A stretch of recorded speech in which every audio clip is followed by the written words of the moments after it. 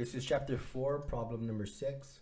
Paulina's Health Club has an enrollment fee of $175 and costs $35 per month. The total cost as a function of numbers of memberships of months is shown on the graph.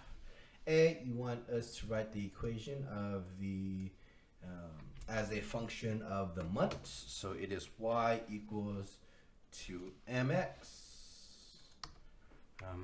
plus the y-intercept, which is going to be b.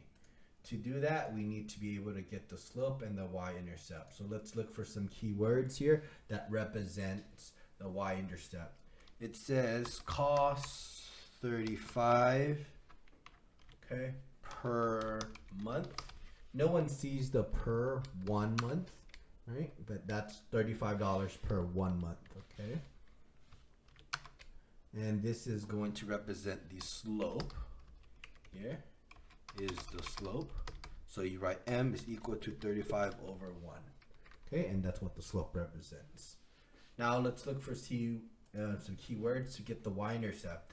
It says has an enrollment fee of 175. This is the y-intercept of 175, okay?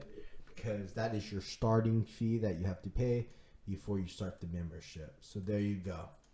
Now we can plug it into the equation, right?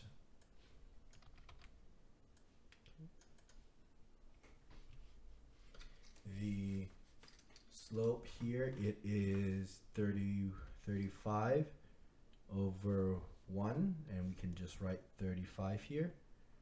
And then we have the b, which is the y-intercept, and that is 175. So this is the equation here, right? Now please understand x is in months.